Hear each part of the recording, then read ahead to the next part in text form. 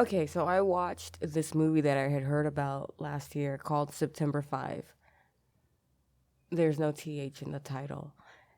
And it's this really intense kind of thing, more like a historical drama like the movie Oppenheimer, but in real time, if that makes sense. It's about this ABC News team, and they're live at the 1972 Olympics. And suddenly someone says that they hear shots being fired from a near distance.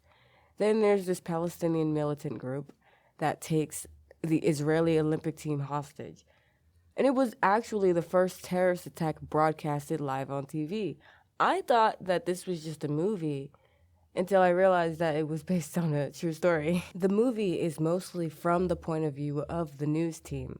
It's all about how the media and journalism stuff plays a role in these kinds of situations. The crew was just trying to get the scoop, but it kind of interfered with the German police's investigation.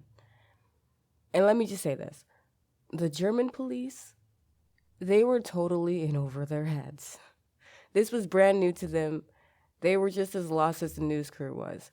It wasn't like they were trying to mess things up, but honestly, everyone was a bit clueless.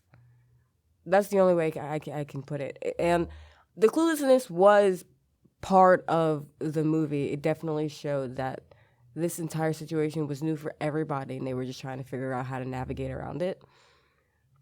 But yeah, it didn't necessarily go as planned.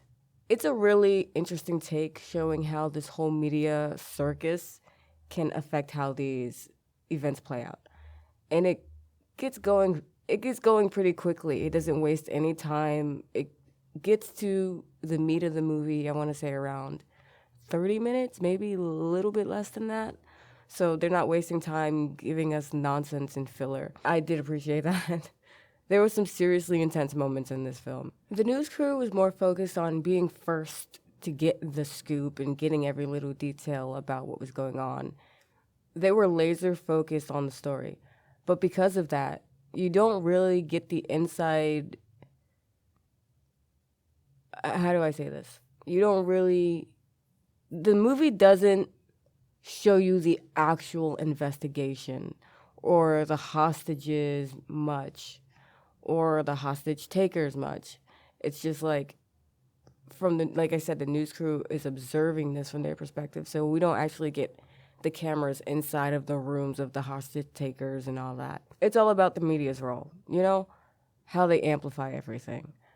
And the look of the movie totally nailed that whole 1970s vibe that they were going for. Whatever camera they used, probably a digital one, but they did figure out a way to give it that film camera look, and it was cool. Seriously, it felt like you were watching something from that newsroom out of that era. The movie was 2 hours long, but it wasn't long, and it didn't feel like 2 hours long, since things were moving pretty quickly at a very even pace. Yeah, this movie was pretty decent. I didn't dislike it at all. It was done from a different perspective, just focused on the media's role and amplifying a crisis. And it was interesting. It was a really interesting watch.